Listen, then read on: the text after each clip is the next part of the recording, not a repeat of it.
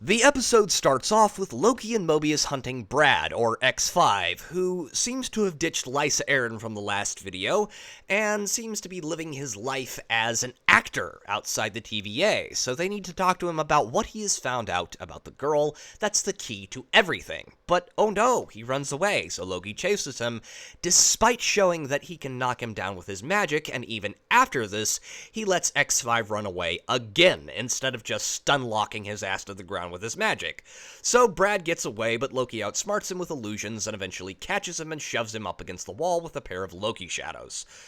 X5 gets listy and demands that Loki play fair, which doesn't make a whole lot of sense, but hey, I'm sure it sounded good in the writers' heads. Anyway, they drag him back to the TVA, and Loki and Mobius go down to Short Round to try and get the MacGuffin that they took off Brad looked at, and Short Round tells them to look at it themselves because he is busy retrofitting the temporal braider because it's overloading from all the extra timelines that they are not pruning. So Loki and Mobius, being the brainlets that they are, sit around for the next 10 minutes trying to figure out what modifications Brad did to the MacGuffin, if any.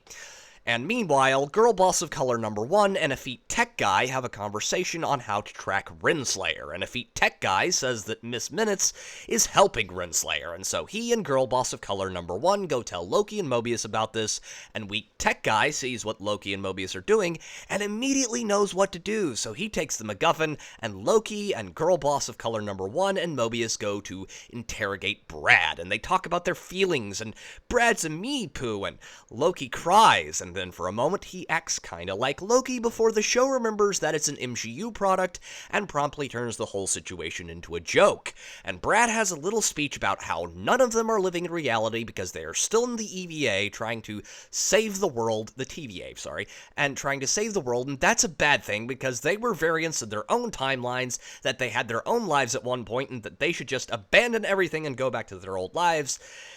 Despite the fact that if they don't fix things at the TVA, their old lives won't exist anymore. And then Brad goes after Mobius, who punches him because he got emotional and loses his cool despite being the one who warns everyone against losing their cool, and so they go eat pie and talk about their fifis. And Loki tells Mobius that, why don't you want to know about your old life? And Mobius tells Loki that he doesn't want to know about his old life because if it was good, he would think about it all the time, which is actually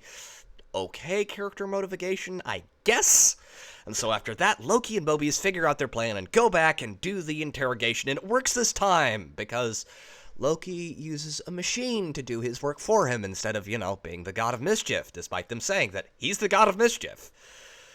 And so they go and meet up with Sylvie, and Loki and Sylvie talk, and she tells him she doesn't care, and Mobius finds out that, oh no, it's a setup, and that Lysa Arryn is going to prune all the new timelines at once, and so they have to go fix it. And so they have a really short fight, and Lysa Arryn gets captured, but oh no, the timelines and all of those poor people, oh no, whatever shall we do? And Sylvie bails because she is a woman and thus immune to the responsibility for creating this problem. So that leaves Loki and Mobius trying to fix things, and after that, the episode kind of ends, with her sitting out in front of her McDonald's on the hood of her truck, and Loki and all of the people from the TVA staring at the massive genocide that Lysa Arryn just committed, until Effete Tech Guy says that they have a trace on Renslayer. In closing, ladies and gentlemen, Loki acts sort of like Loki for a few scenes for very briefly, when he's not crying, that is. Mobius is a manlet. Strong Empowered Whammons is sad. Effete Tech Guy is